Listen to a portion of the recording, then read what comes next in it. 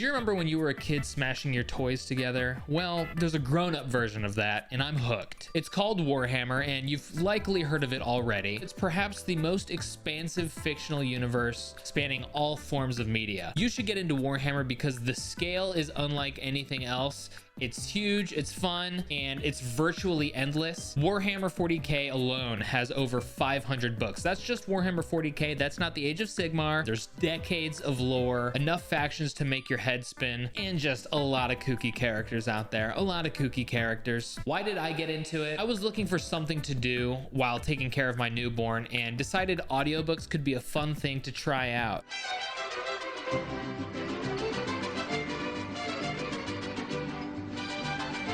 Now, over the last 7 months, I've listened to about 40 books. 40 is not exactly a dent in 500, but it's turned me into a dork and I absolutely love it now. So where should you even start? I asked that question, and online there's a lot of answers and there's a lot of opinions, and after reading this many books, I understand why. My goal is that this video can be helpful for people at any level of familiarity with Warhammer, whether you've never been exposed to the franchise, the IP before, whether you've simply just watched the secret level episode on Prime, maybe seen some videos on YouTube, played some of the games, whether those videos on YouTube were like lore related or fan animations, or maybe you were at a game shop and you saw people playing. In Warhammer, there's really no good guys. Everybody sucks.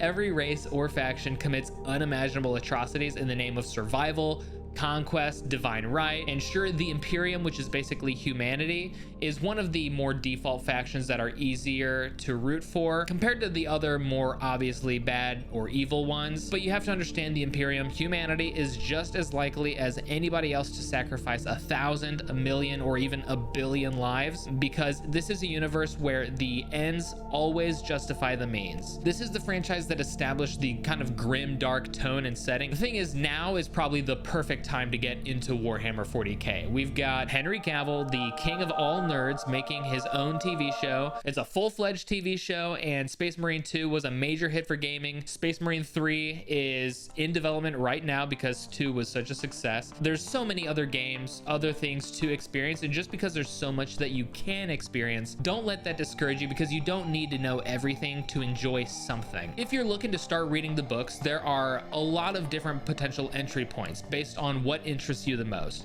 And I don't think you need to start chronologically in the universe because the authors didn't. I wanted to start reading these books, or I mean, I guess, are audiobooks reading? For me, it's more like having a bedtime story read to me every day, multiple times a day for hours. I used to watch a lot of lore videos on YouTube. I still do. Channels like Major Kill, West Hammer, there's a lot of them, and there are channels that even come up with their own Warhammer like stories. Vox in the Void, that's a really cool one. After listening to enough of this, I started to understand the universe a bit, the general setting. The galaxy is ruled by the Imperium of Man, a brutal empire which is led, if you can call it that, by the Emperor of Mankind, who is an immortal being worshipped like a god by humanity. 10,000 years before, the Emperor created the Primarchs, which are basically his superhuman sons, each of which is a demigod, a general in his armies. Each Primarch's genetic templates were used to create legions of Space Marines. Space Marines are everywhere in marketing for basically everything to do with Warhammer. These are the poster boys. These armies were created to reunite humanity's scattered worlds after centuries of darkness, war, just getting sick with it, basically. Everything fell apart when the greatest of the Primarchs, Horus,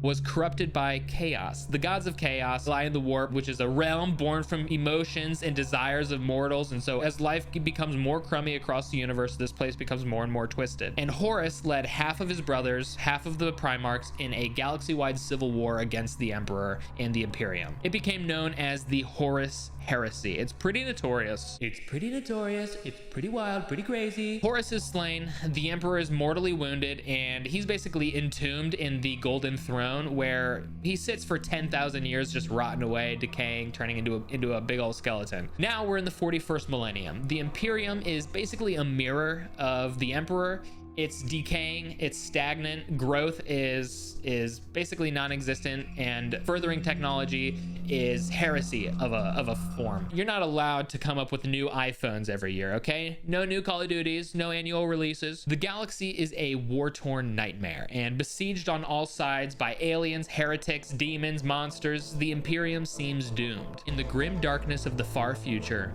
there is only war. Eventually, I wanted to experience these stories for myself, and after perusing forums, Reddit posts, online articles about where to start, I decided. Now, when you think about Warhammer, like I said, you're gonna see Space Marines everywhere. Even if canonically they're incredibly rare, you're more likely to die 100 deaths before you ever see one. I have two recommendations if you want to read about Space Marines, which are just the power-armored, bioengineered super soldiers, and they're seen by normal humans in the Imperium as the Emperor's Angels. We're with the Emperor's Angels now. If you want to get to know what your typical Space Marine kind of looks like, you should check out the books about the Ultramarines. These are your classic heroic super soldiers, disciplined, noble, they're unwavering, it's all about duty. The Ultramarines are very strict in adhering to the Codex Astartes, which is basically the rule book for Space Marines. It's a sacred text, it's their Bible.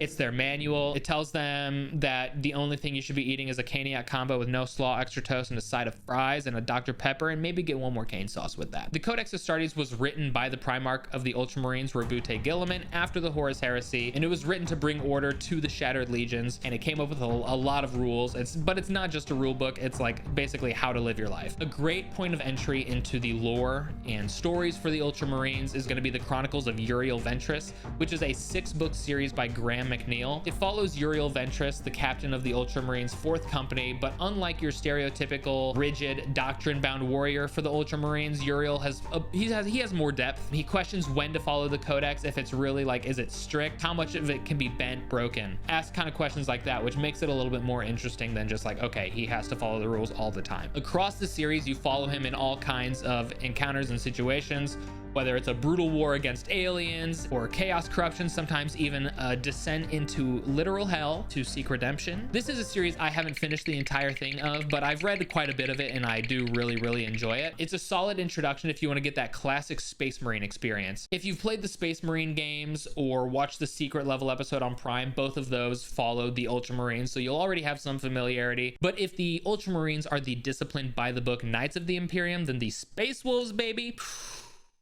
ooh, they are not.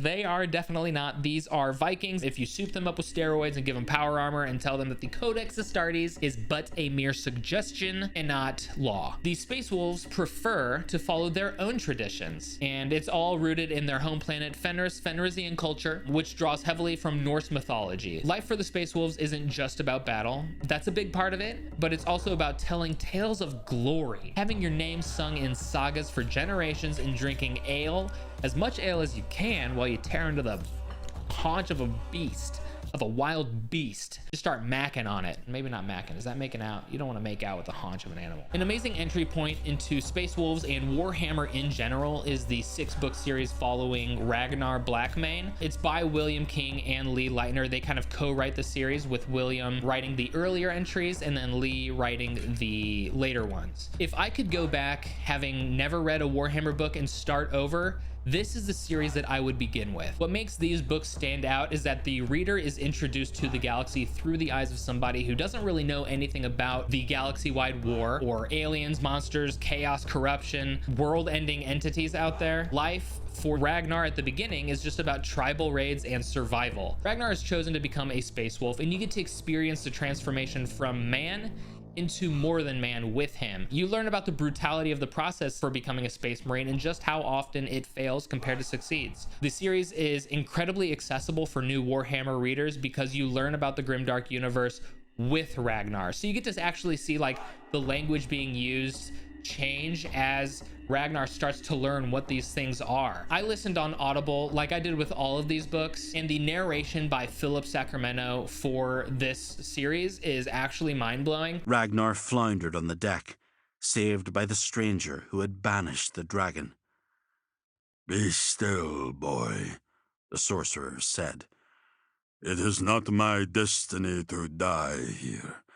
Nor is it yours, I think." The things he's able to do with his voice, it's like he's just mulling gravel around in there.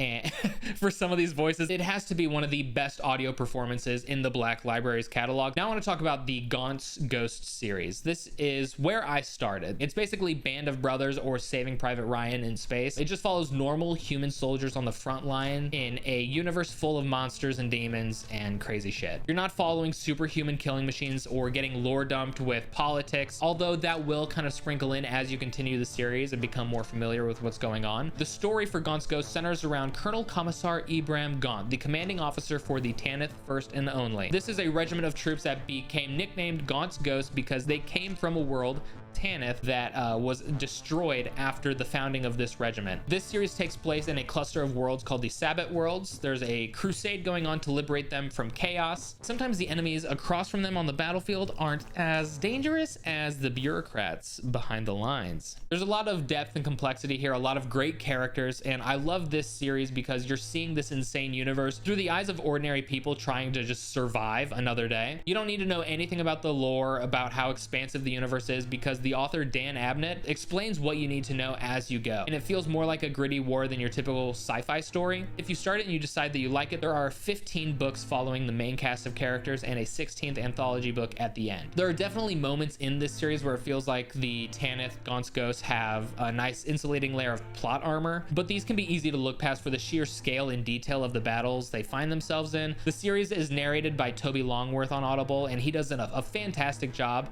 The pairing of Toby and Dan on Warhammer stories quickly became my favorite pairing, like my favorite duo. And these two also work together on the next series I'm going to talk about, Eisenhorn. This is a trilogy of books, the Eisenhorn trilogy, and it follows Gregor Eisenhorn, who is an inquisitor. The Inquisition is a shadowy organization that exists outside of the standard authority structure of the Imperium. They have complete authority to do whatever they want, including destroying worlds. This is an organization that is self-regulating, which is there's no issues there. There's no issues there at all. It's totally fine. Within the Inquisition itself, Inquisitors form their own factions, have their own agendas. They hide knowledge from the Imperium. They keep secrets from each other. There's a lot of complexity, and it causes a lot of shenanigans, one might say. The Eisenhorn books feel like Sherlock Holmes stories. If Sherlock Holmes had psychic powers and his cases involved demons, aliens, within these 3 books you get to see exactly how the Imperium deals with threats outside and within. Warhammer is often portrayed as pretty black and white. Loyalty versus heresy is kind of the main theme. This series is really good at exploring the gray area, better than most. It asks some really good questions. How far would you go for whatever cause you fight for?